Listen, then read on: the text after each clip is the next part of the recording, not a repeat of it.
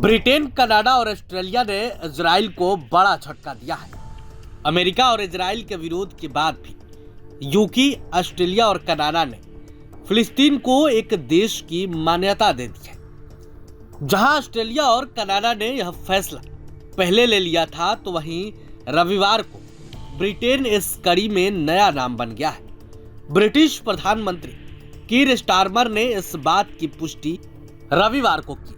उन्होंने बताया कि उनका देश औपचारिक तौर पर फिलिस्तीन को एक देश की मान्यता दे रहा है। ऑस्ट्रेलिया, कनाडा के बाद अब यूके इस ऐलान को कॉमनवेल्थ देशों की तरफ से किया गया एक समन्वित पहल माना जा रहा है। स्टारमर को अपने इस फैसले के लिए काफी विरोध झेलना पड़ रहा है। इजराइल के अलावा उनकी अपनी लेबर पार्टी इस फैसले के खिलाफ नजर आ रही है। दूसरी ओर स्टारमर ने अपने इस फैसले का बचाव किया।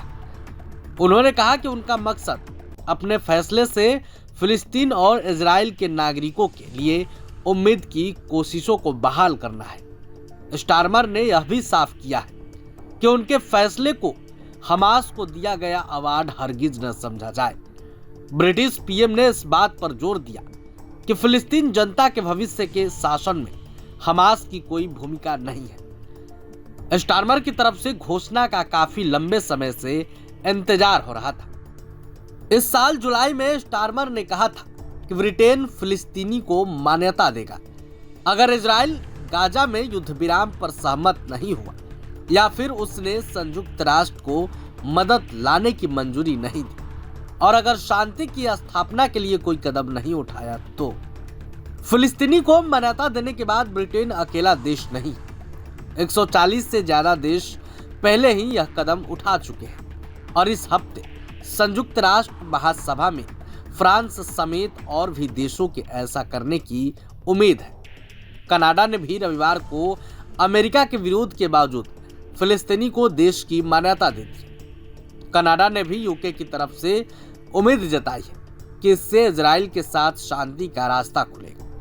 प्रधानमंत्री मार्क कार्नी ने सोशल मीडिया प्लेटफॉर्म एक्स पर घोषणा की कि कनाडा ने एक फिलिस्तीनी राज्य को मान्यता दे दी। कार्नी ने जुलाई के अंत में ही कहा था कि वह ऐसा करेंगे क्योंकि कई पश्चिमी देश गाजा में बढ़ते युद्ध से निराश हैं।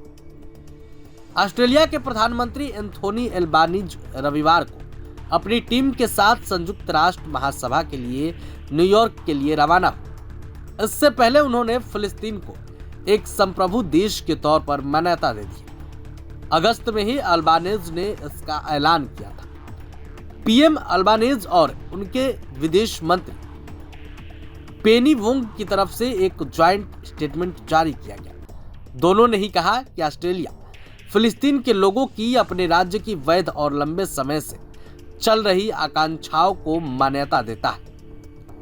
आज की मान्यता का यह कदम 2 स्टेट्स के लिए ऑस्ट्रेलिया की कई सालों से चली आ रही प्रतिबद्धता को दर्शाता है, जो हमेशा से इजराइल और फिलिस्तीन के लोगों के लिए अस्थायी शांति और सुरक्षा का अकेला रास्ता रहा है।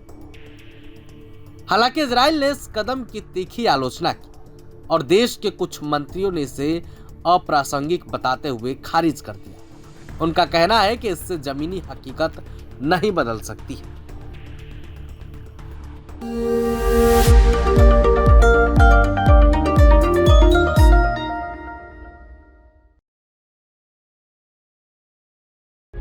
प्रभातखबर.com, विश्वास वही, रफ्तार नहीं।